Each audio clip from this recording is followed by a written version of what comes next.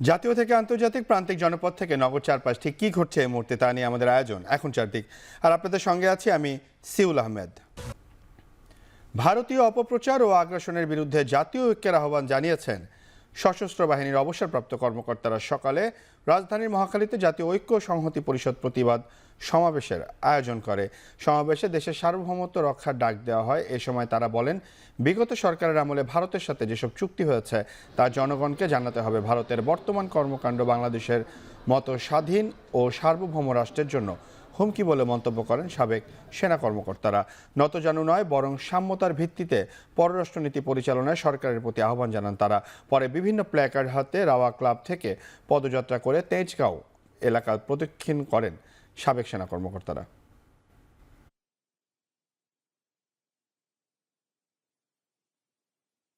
দেশের এই ক্রান্তি লগ্নে জাতিকে ভারতীয় আগ্রাসনের বিরুদ্ধে আমরা ঐক্যবদ্ধ করতে চাই। আমরা সরকারকে আহ্বান করতে চাই, আর কোন নতজানু পররাষ্ট্রনীতি নয়, সাম্যতার ভিত্তিতে পররাষ্ট্রনীতি।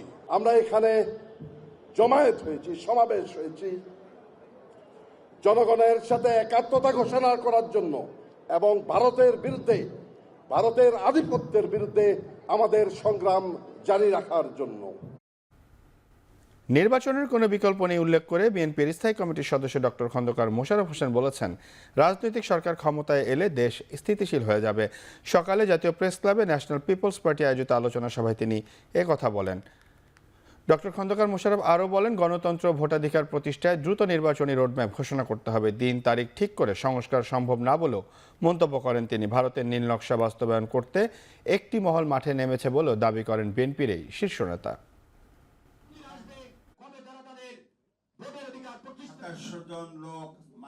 সংস্কার আপনারা শুরু করেন, যে সংস্কার আপনারা শুরু করবেন শেষ না হলে পরবর্তী নির্বাচিত সরকার সেই সংস্কারকে সমাপ্ত করবে।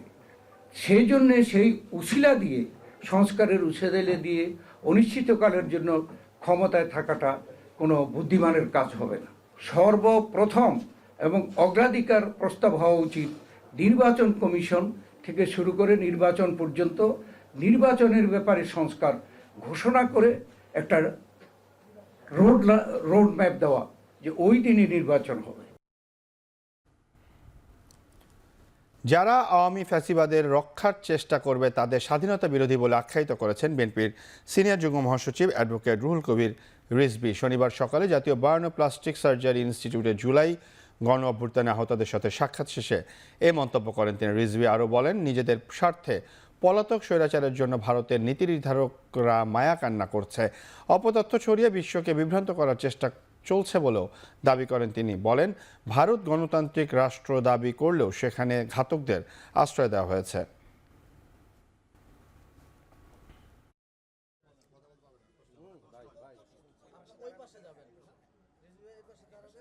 আজকে সেই পলাতক স্বৈরাচারের জন্য মায়া কান্না কাঁদছেন পার্শ্ববর্তী দেশের রাজনীতিবিদরা, নীতি নির্ধারকরা এবং আরও অনেকে, এবং বিশেষ করে আত্মা বিক্রিকারী মিডিয়ার লোকজনরা। আন্তর্জাতিক অপরাধ ট্রাইব্যুনাল গঠিত হয়েছে। এই অপরাধের সাথে যে সমস্ত আইন শৃঙ্খলা বাহিনী জড়িত, যারা নির্দেশ দিয়েছেন, সেই সমস্ত পিশাচ মন্ত্রী, প্রধানমন্ত্রী থেকে শুরু করে প্রত্যেকের বিচার এখানে নিশ্চিত করতে হবে। কারো প্রশ্রয় থেকে যারা তাকে রক্ষা করার চেষ্টা করবেন তারাও বাংলাদেশের স্বাধীনতার বিরোধী, সেই রাষ্ট্রও বাংলাদেশের সার্বভৌমত্বের বিরোধী, তারাও বাংলাদেশের জনগণের বিরুদ্ধে। সব দলকে না নিয়ে জাতীয় ঐক্যের ডাক বাস্তবসম্মত নয় বলে মন্তব্য করেছেন জাতীয় পার্টির চেয়ারম্যান গোলাম মোহাম্মদ কাদের। সংবিধান সংরক্ষণ দিবস উপলক্ষে জাতীয় পার্টির বনানী কার্যালয়ে এক আলোচনায় তিনি কথা বলেন। বৃহৎ অংশ, 50%-এর বেশি অংশকে ওনারা এই ডায়ালগের বাইরে রেখেছে। এই জনসমষ্টিকে রিপ্রেজেন্ট করছে যারা, বা যেই জনসমষ্টির কোনো রিপ্রেজেন্টেশন না রেখে তারা এই ঐক্যের ডাক দিয়েছেন। এটাতে করে আমি মনে করি যে একটা জাতিগতভাবে আমাদের মধ্যে একটা ভুল বোঝাবুঝি, অবিশ্বাসের সৃষ্টি হয়েছে। কাউকে যদি আপনি অবিশ্বাস করেন তাহলে সে আপনাকে অবিশ্বাস করবে। জুলাই আগস্টের খুনিরা নতুন গল্প সাজিয়ে নতুন রূপে ফিরে আসতে চাচ্ছে বলে মন্তব্য করেছেন সার্জিস আলম। তাদের রুখে দিতে সবাইকে ঐক্যবদ্ধ থাকার আহ্বান জানিয়েছেন জুলাই স্মৃতি ফাউন্ডেশনের সাধারণ সম্পাদক। সকাল 11টার দিকে চট্টগ্রামের পিটিআইয়ে গণ অভ্যুত্থানে নিহত পরিবারকে আর্থিক সহায়তা দেয়া অনুষ্ঠানে কথা বলেন তিনি। এ সময় শেখ হাসিনাকে প্যাথোলজিক্যাল খুনি বলে আখ্যা দেন তিনি। অনুষ্ঠানে বিভাগের 11 জেলার 105 পরিবারকে 5 লাখ টাকা করে আর্থিক সহায়তা দেওয়া হয়।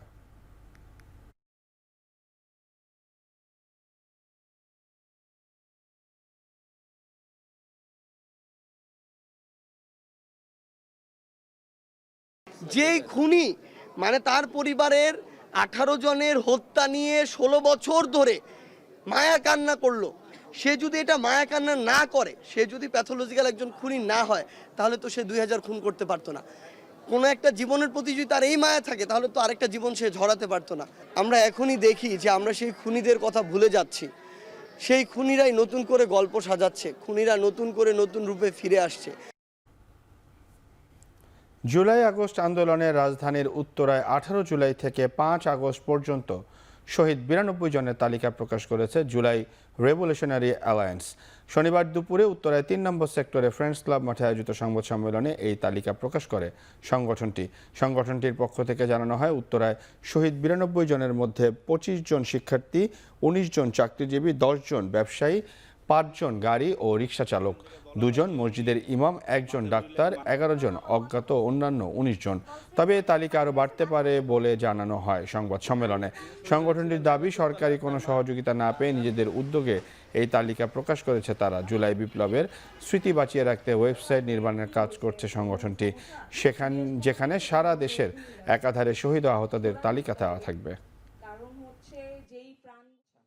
প্রথমে আমরা চাই এই ডকুমেন্টারির মাধ্যমে যদি বাংলাদেশে 2000 মারা যায় কিংবা 2500 মারা যায়, 2500 মানুষের ডকুমেন্টারি তৈরি হোক, যাতে করে 2050 সালে কেউ আর অন্য কোথাও থেকে কানে কথা শুনে ইতিহাস না জেনে সোজা ইউটিউবে কিংবা ফেসবুকে ঢুকে ইতিহাস জানতে পারে। সেই লক্ষ্যে আমরা কাজ করে যাচ্ছি।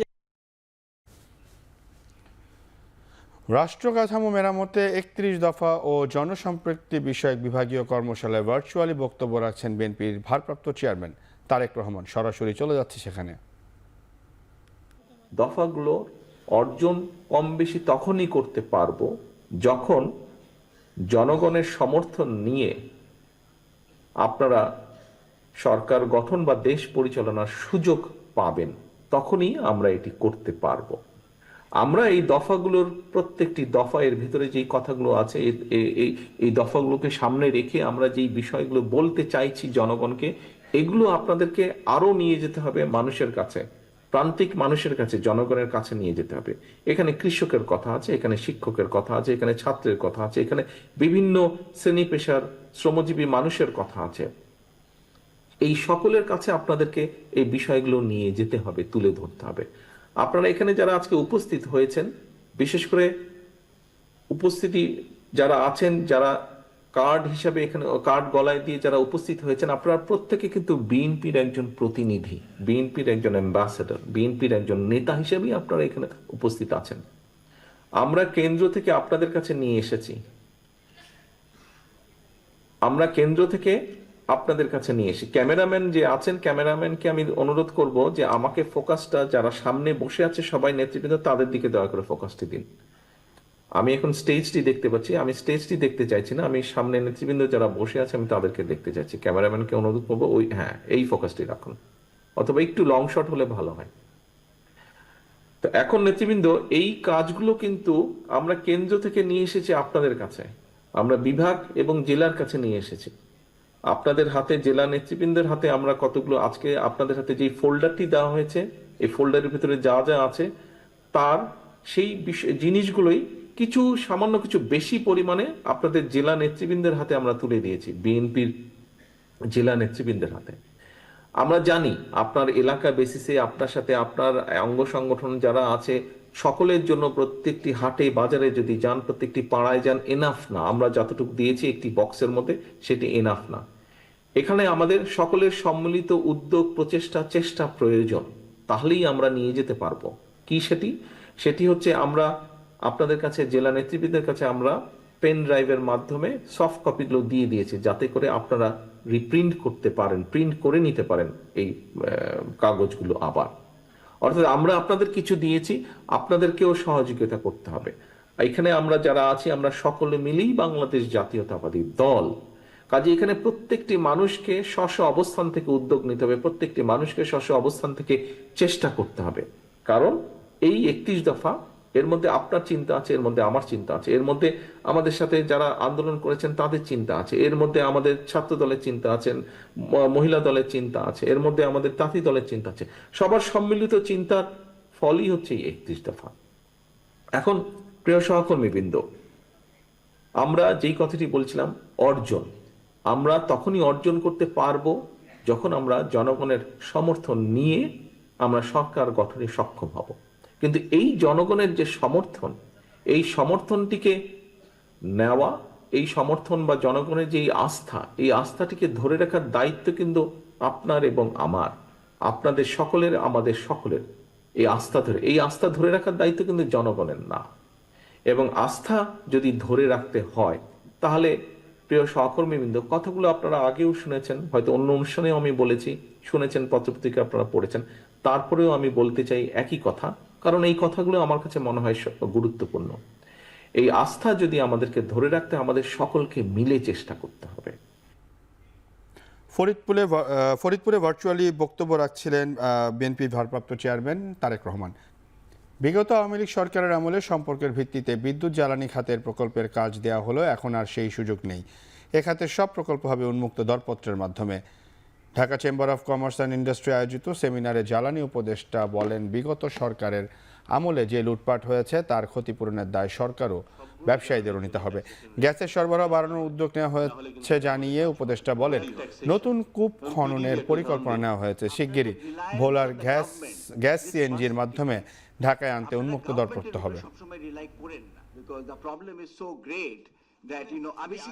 কিছু নাই, I can tell you, just drill 50 wells, you will be flooded with gas. যেহেতু আপনাদের নাই, ট্রান্সমিশন ডিস্ট্রিবিউশন লাইন নাই, সেই জন্য আপনারা ওই ট্রান্সমিশন ডিস্ট্রিবিউশন লাইন ব্যবহার করার জন্য উন্মুক্ত করে দেওয়া হবে। যে যারা মনে করেন যে আমার সাথে দেখা করলেই একটা প্রকল্প পেয়ে যাবেন, সেই যুগ নাই। কিংবা কারোর সঙ্গে বিদ্যুৎ বিভাগে কিংবা জ্বালানি বিভাগে কারোর সঙ্গে দেখা করলে সেটা হবে না। আমরা আমাদের জনগণের জন্য ভ্যালু ফর মানি অর্জন করতে প্রতিজ্ঞাবদ্ধ।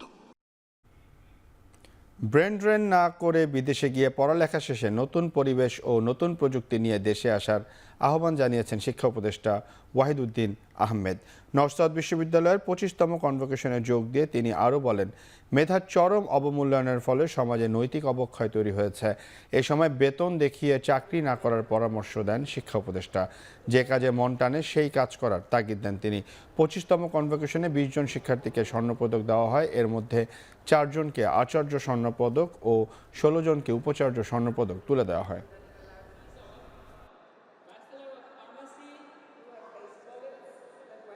এই মুহূর্তে যদি কোনো চাকুরি বা কোনো কিছু অর্থ উপার্জন করার কোনো সুযোগ না পাও, তাহলে অন্তত তোমার নিজের সোসাইটি, তোমার গ্রাম বা তোমার মহল্লা বা তোমার সমাজে, তোমার জায়গায়, কমিউনিটিতে ফিরে গিয়ে অন্তত কিছু কমিউনিটি বেসড কাজ করো। আগামী বছরের মধ্যে রাজনৈতিক সরকার ক্ষমতায় আসার সম্ভাবনা রয়েছে বলে জানিয়েছেন শিক্ষা ও পরিকল্পনা উপদেষ্টা ওয়াহিদুদ্দিন মাহমুদ। বিআইডিএস এর 4 দিনের আন্তর্জাতিক সম্মেলনে অংশ নিয়ে কথা বলেন তিনি। কালীন এটা তো আমি ব্যক্তিগতভাবে মনে করি আগামী বছরই আমরা একটা রাজনৈতিকভাবে নির্বাচিত সরকার দেখব। আমার ব্যক্তিগত মতামত, জানি না কি হবে। মানবিক রাষ্ট্র প্রতিষ্ঠায় দরিদ্র জনগোষ্ঠীর সামাজিক নিরাপত্তা নিশ্চিত করা জরুরি বলে মন্তব্য করেছেন অর্থ উপদেষ্টা ডক্টর সালেউদ্দিন আহমেদ। ঢাকা বিশ্ববিদ্যালয়ের নওয়াব আলী সিনেট ভবনে সামাজিক নিরাপত্তা বিষয়ক প্রশিক্ষণের সমাপনী অনুষ্ঠানে একথা বলেন তিনি।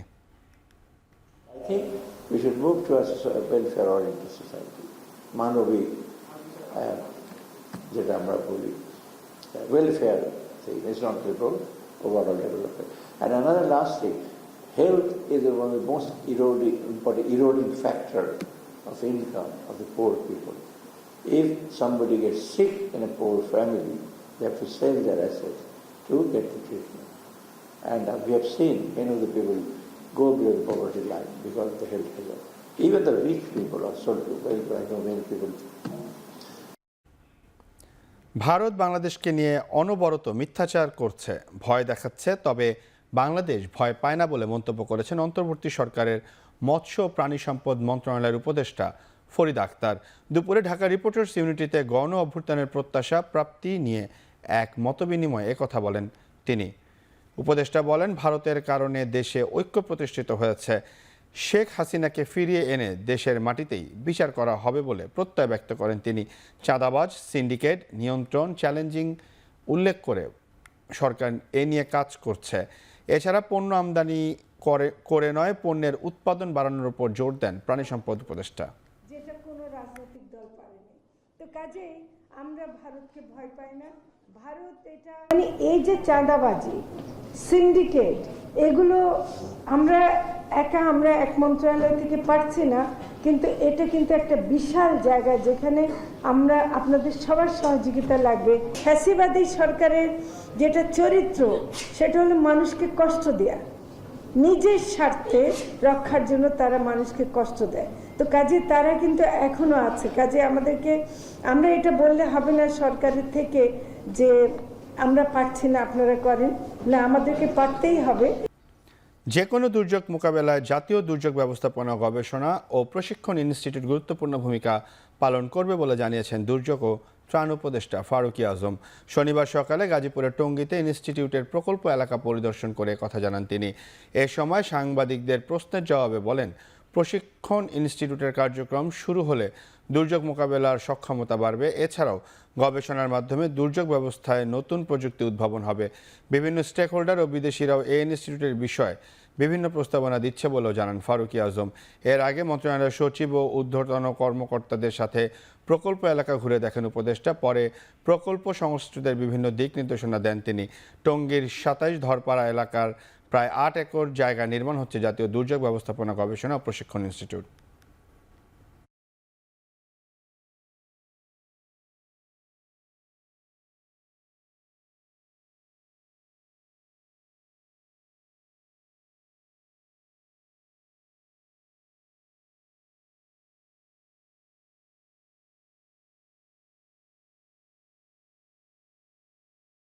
এই ইনস্টিটিউটটা খুবই জরুরি। এটা আমাদের নানান মাত্রায় আমাদের সক্ষমতা বৃদ্ধি করবে।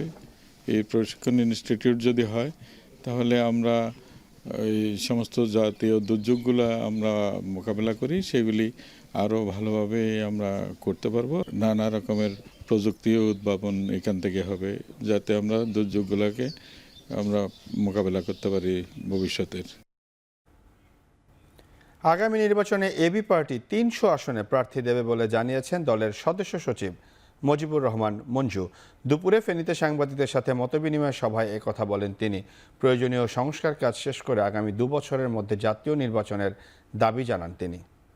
দুপুরে ফেনী শহরে একটি রেস্তোরাঁয় এই মতবিনিময় সভার আয়োজন করা হয়। সভায় রাষ্ট্র সংস্কার ও আগামী জাতীয় সংসদ নির্বাচন সহ বেশ কিছু বিষয় নিয়ে আলোচনা করা হয়। চলমান ভারত ইস্যুতে এবি পার্টির সদস্য সচিব বলেন, ভারতের সাথে গেল সরকারের গোপন চুক্তিগুলো প্রকাশ্যে আনতে হবে।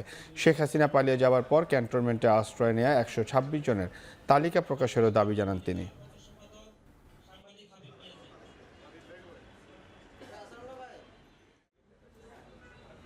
আমাদের ধারণা যে সরকার আগে স্থানীয় পরিষদ নির্বাচনগুলো করবে, সুতরাং এই ১.৫ থেকে ২ বছরের মধ্যে সংস্কার, স্থানীয় নির্বাচন এবং জাতীয় নির্বাচন করা সম্ভব। এটার জন্য আমরা দাবি জানাচ্ছি। অন্তর্বর্তী সরকার যখন সুষ্ঠু একটি নির্বাচনের দিকে হাঁটছে, তখন বিভিন্ন ষড়যন্ত্র করছে পার্শ্ববর্তী দেশ ভারত।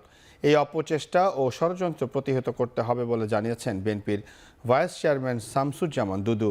সকালে জাতীয় প্রেস ক্লাবের সামনে বাংলাদেশ জাগ্রত পার্টি আয়োজিত আগরতলায় বাংলাদেশের ডেপুটি হাই কমিশনে হামলা ও জাতীয় পতাকার অবমাননার প্রতিবাদে মানববন্ধন ও বিক্ষোভ মিছিল অনুষ্ঠানে প্রধান অতিথির বক্তব্যে এসব কথা বলেন তিনি। ভারতের কাছে গণতন্ত্র শেখার কিছু নেই জানিয়ে তিনি বলেন, ভারতে যখন মসজিদ ভাঙা হয় সেসব তখন আলোচনায় আসে না। জানান, দেশের গণ অভ্যুত্থানের সপক্ষে কাজ করছেন বিএনপির ভারপ্রাপ্ত চেয়ারম্যান তারেক রহমান।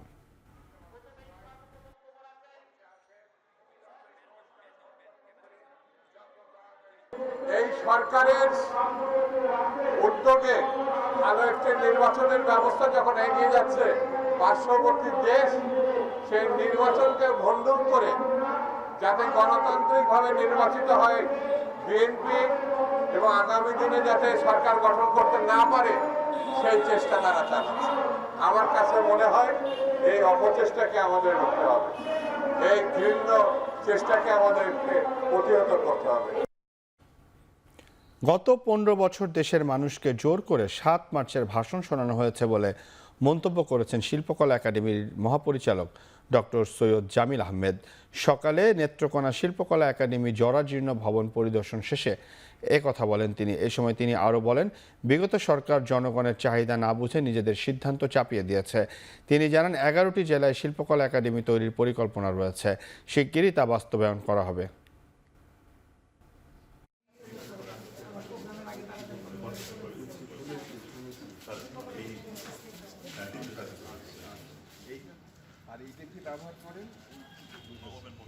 যে 7ই মার্চের ভাষণ গত 15 বছর ক্রমাগত জোর করে শোনাতে এক পর্যন্ত কান ঝালাপালা হয়ে গেছে। এই যে বিগত রাষ্ট্র যে বোঝেনি, সরকার যে বোঝেনি, সেটা খুব দুঃখের বিষয় যে একটা রাষ্ট্র পরিচালনা করছে, তার সরকার বুঝতে পারছে না যে মানুষ কি চায়। শিক্ষার পাশাপাশি শিক্ষার্থীদের নৈতিকতার পাঠে আগ্রহী করে তোলার আহ্বান জানিয়েছেন প্রাথমিক ও গণশিক্ষা মন্ত্রণালয়ের উপদেষ্টা অধ্যাপক ডাক্তার বিধান রঞ্জন রায় পোদ্দার। দুপুরে যশোর শহরের সার্কিট হাউসে জেলার মাঠ প্রশাসনের কর্মকর্তাদের সাথে মতবিনিময় কথা বলেন তিনি। বাচ্চা নৈতিকতা শিখবে দেখে, তার আচরণের বিষয়টায়। তাহলে আমি যদি স্কুলটাকে এভাবে পরিচালনা করি যে বাচ্চা নৈতিকতা শিখতে পারে তার টিচারের আচরণে, এবং স্কুলের যে ম্যানেজমেন্টটা হচ্ছে সেটার নৈতিকতার স্ট্যান্ডার্ডে, তাহলেই নৈতিকতা ইনগ্রেইনড হবে। আমরা আমাদের মূল টার্গেটটাকে ঠিক রাখি যে বাচ্চাকে আমরা লিটারেসি এবং নিউমার্সিতে স্বাক্ষর করে তুলব। ভারত বাংলাদেশ আমদানি রপ্তানি বাণিজ্য বন্ধ থাকলে দুই দেশই অর্থনৈতিকভাবে ক্ষতিগ্রস্ত হবে বলে জানিয়েছেন নৌ পরিবহন এবং শ্রম ও কর্মসংস্থান উপদেষ্টা এম সাখাওয়াত হোসেন। সকালে সাতক্ষীরার ভোমরা স্থলবন্দর পরিদর্শন করে তিনি কথা বলেন। এর আগে ভোমরা স্থলবন্দরের ইমিগ্রেশন কার্যক্রম পরিদর্শন করেন তিনি। এই সময় দুদেশের পাসপোর্টধারী যাত্রীদের খোঁজ খবর নেন। পরে বন্দরের পার্কিং শেড ও নতুন নির্মাণাধীন প্রকল্পের কাজ ঘুরে দেখেন। এরপর স্থলবন্দরের সার্বিক বিষয় নিয়ে কর্মকর্তা কর্মচারীদের সঙ্গে মতবিনিময় সভায় অংশ নেন। বলেন, ভারতের ব্যবসায়ীরা বাংলাদেশের মতো বড় বাজার হাতছাড়া করতে চায় না। পণ্য রপ্তানি বন্ধ করলে ভারতের অভ্যন্তরীণ অর্থনীতি ক্ষতিগ্রস্ত হবে। একই সঙ্গে তাদের লাখ লাখ মানুষ কর্মসংস্থান হারাবে বলে উল্লেখ করেন উপদেষ্টা এম সাখাওয়াত হোসেন।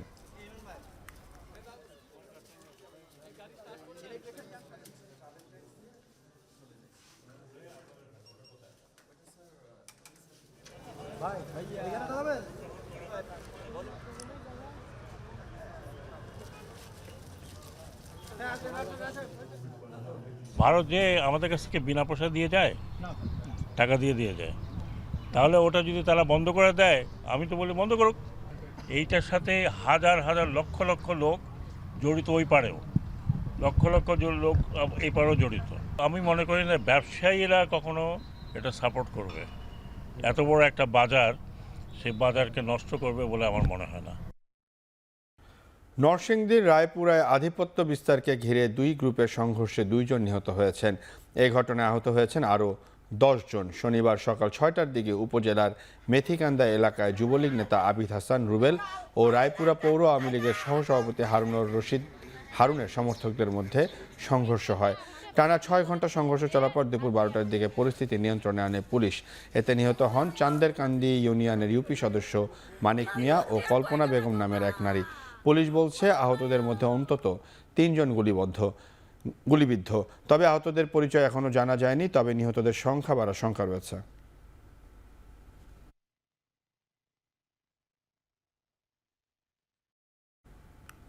সরবরাহ কমায় চট্টগ্রামের বাজারেও দেখা দিয়েছে বোতলজাত সয়াবিন তেলের সংকট। এতে সপ্তাহ ব্যবধানে লিটারের দাম বেড়েছে 2 থেকে 5 টাকা। বোতলজাত সয়াবিন তেলের সংকটে বিপাকে পড়েছেন ক্রেতা বিক্রেতারা। কয়েকটি দোকান ঘুরেও তেল কিনতে পারছেন না ভোক্তারা। তবে খোলা সয়াবিন তেলের সরবরাহ স্বাভাবিক আছে খাতুনগঞ্জে। বিক্রেতাদের অভিযোগ, মিলাররা সয়াবিন তেলের সাথে অন্যান্য পণ্য কিনতে বাধ্য করেছে। এতে তারা লোকসানের মুখে পড়েছেন। আন্তর্জাতিক বাজারে দাম বাড়ায় শুল্ক কমানোর প্রভাব পড়েনি বলে দাবি ব্যবসায়ীদের। আগামীতে খুচরা বাজারে তেলের সরবরাহ না বাড়ালে সংকট বাড়ার সংকট বিক্রেতাদের।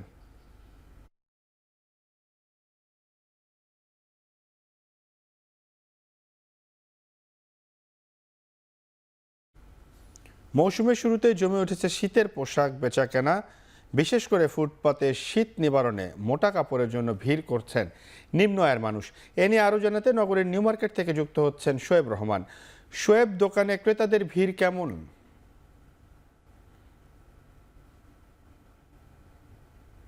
সিউল, সন্ধ্যার পর থেকে বেশ ভালো ভিড় লক্ষ্য করছি আমরা এখানে ফুটপাতে যেই দোকানগুলো রয়েছে সেগুলোতে। বিশেষ করে গতকাল এবং আজ ছুটির দিন হওয়াতে কিন্তু জমজমাট বেচাকেনা চলছে এইসব শীতের পোশাকের দোকানগুলোতে। শহরাঞ্চলে খুব একটা শীত অনুভূত হচ্ছে না, কিন্তু গ্রামাঞ্চলে কিন্তু মোটামুটি পুরোপুরি শীত জেঁকে বসেছে বলা যায়। যে কারণে আশেপাশের যে উপজেলাগুলো রয়েছে সেই উপজেলাগুলো থেকে কিন্তু নানান ধরনের ক্রেতা, নানান বয়সী ক্রেতা তারা এসে ভিড় করছেন এবং এখানে এসে তারা তাদের পছন্দ এবং স্বাদ এবং সাধ্যের মধ্যে সমন্বয় ঘটিয়ে শীত নিবারণের যে পোশাক সেটি তারা ক্রয় করছেন। এবং আপনি দেখতেই পাচ্ছেন যে প্রতিটি দোকানেই কিন্তু এগুলো ভ্রাম্যমান দোকান, বিকেলের পর থেকেই এগুলো ফুটপাতে বসে এবং প্রতিটি দোকানেই কিন্তু পর্যাপ্ত পরিমাণে শীতের পোশাক রয়েছে এবং পর্যাপ্ত পরিমাণে ক্রেতাও রয়েছে। তারা যাচাই বাছাই করে নিজেদের জন্য উৎকৃষ্ট মানের যে পণ্যটি রয়েছে সেটি তারা ক্রয় করছে। আপনি যেই পণ্যগুলো এখন দেখতে পাচ্ছেন সেগুলো মূলত শীতের সোয়েটার এবং সেই সাথে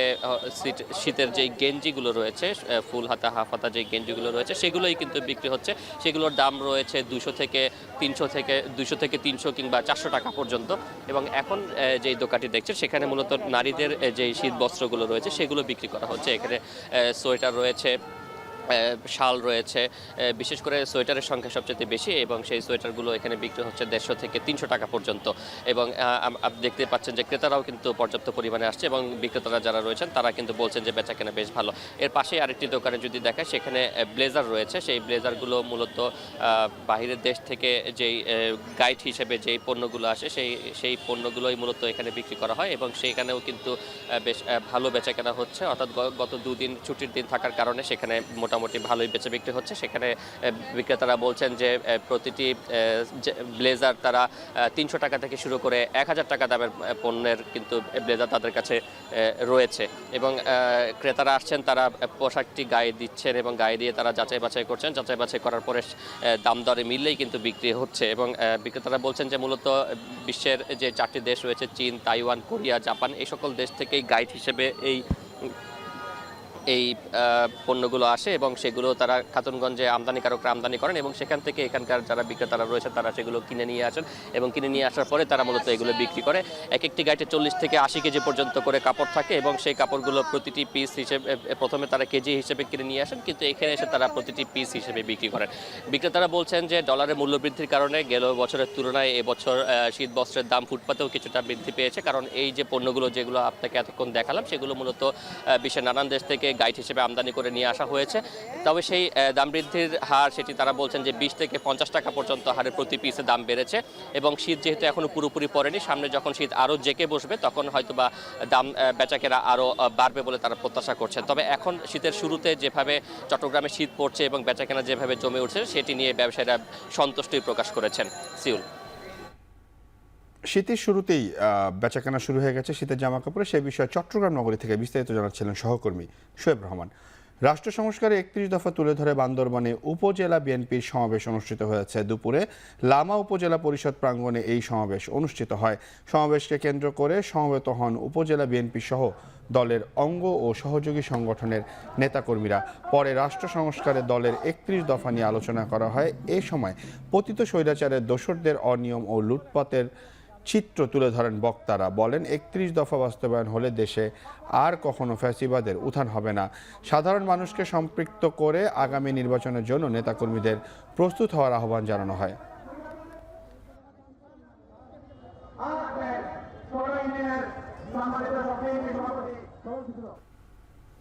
বরিশালে জেলা প্রশাসনের আয়োজনে জুলাই আগস্ট ছাত্র জনতার গণ অভ্যুত্থানে আহত ও নিহতদের স্মরণ সভা হয়েছে। সকালে নগরীর শিল্পকলা একাডেমি মিলনায়তনে অনুষ্ঠানের আয়োজন করা হয়। উপস্থিত ছিলেন আহত নিহতদের পরিবারের সদস্যরা। অনুষ্ঠানে আহত শিক্ষার্থীরা জুলাই আগস্টের দিনগুলো স্মৃতিচারণ করেন, তুলে ধরেন পরিবার ও স্বজন নিহতদের কথা। আহতদের সুচিকিৎসা, নিহতদের রাষ্ট্রীয় মর্যাদা, আর্থিক সহায়তা, মাসিক ভাতা এবং যোগ্যতা অনুসারে সরকারি চাকরি দেওয়ার দাবি জানানো হয়।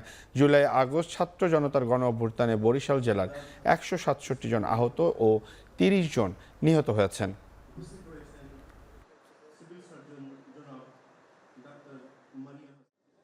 আইন জারি করার ব্যর্থ প্রচেষ্টায় দক্ষিণ কোরিয়ার প্রেসিডেন্ট ইয়ন সুক ইয়োলকে অভিশংসন করা হবে কিনা তা নিয়ে শুরু হওয়া ভোটের আগে দেশটির পার্লামেন্ট ছেড়েছেন তার দলের সাংসদরা। শনিবার এই ঘটনায় বিলটি পাশে প্রয়োজনীয় 200 সদস্যের ঘাটতি দেখা দেয়। এদিকে অভিশংসন প্রক্রিয়া শুরুর আগে অবশ্য জাতির কাছে ক্ষমা চেয়েছেন দক্ষিণ কোরিয়ার প্রেসিডেন্ট ইয়ন সুক ইয়োল।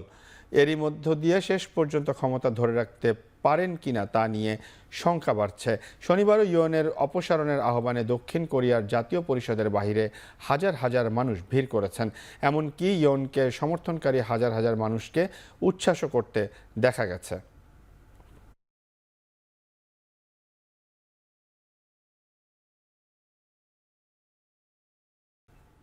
শেষ করছি এখন চারদিকে। এখন টেলিভিশন ওয়েবসাইট দেখতে ভিজিট করুন www.এখন.tv। এখন টেলিভিশনের ফেসবুক দেখতে ভিজিট করুন facebook.com/tv.এখন এবং এখন টেলিভিশন ইউটিউব দেখতে ভিজিট করুন youtube.com/c/এখন tv।